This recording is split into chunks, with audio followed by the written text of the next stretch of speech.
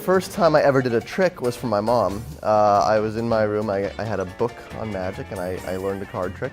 It's a very simple one, and I went down and I showed it to my mom in the kitchen, and it actually fooled her, and she was surprised, and she was like, oh, how'd you do that? And immediately, it was like, oh, I did not expect that to fool her at all. I thought she'd just say, oh, yeah.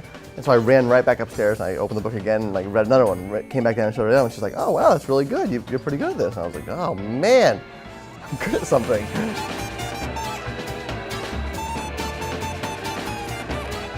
The funny thing about magic is that even though something may look new, it's based off principles that you can find in the oldest of all the books. So I mean, there's not too many new actual principles of magic being invented. It's kind of like an engine. There's new souped up engines, but it's based off the same things. I know nothing about engines, that may not be true. But they might look new, and that's kind of what I like to do is redress things so it feels fresh and feels new.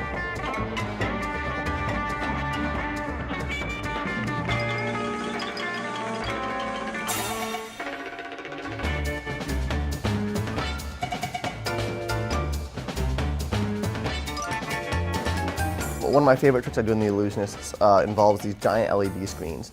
I call it video to life. And I teleport across the stage using them. I clone myself on stage. I step in and out of the screens, kind of making it like a 3D / real life thing where I smash into the screens.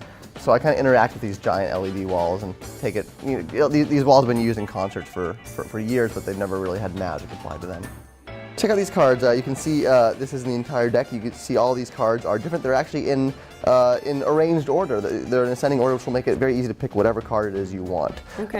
Which card? Just at any point, just go ahead and touch one card. Just touch one. This one. The 9 of Hearts. That's the one we will use. Carl, I'm going to go ahead and just give you that. Hold that right there. Do not move. Stay perfectly still. Yep. Okay. I'm going to show you a little preview of what's going to happen on the back of these cards. You can actually see on the backs of these cards there's actually a cartoon.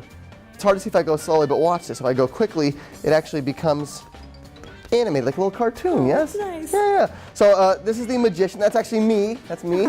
I was much skinnier then. This is the cannon. This is the circus tent. We're at the circus. I'm going to find your card, the 9 of Hearts. All right, watch.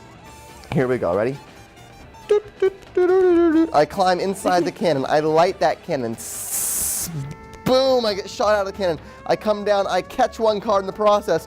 I come down. I turn that card around. It is the 9 of Hearts. Yeah, you know. I guess one of the things that differentiates me from a lot of magicians is that I started off as I was dancing before I did magic. I was always interested in theater, but not magic specifically. And then once I started doing magic, all these things kind of came together. I kept dancing in my shows, and when I was in college, I got into comedy and started doing stand-up comedy. And so I kind of put all these different art forms into one, and that's kind of what makes my style unique. Is in the show I'm called the Futurist. So not only does that imply that I used technology, style illusions, but as a general thing, it's just I like to present magic in a modern way that feels fresh and a bit different.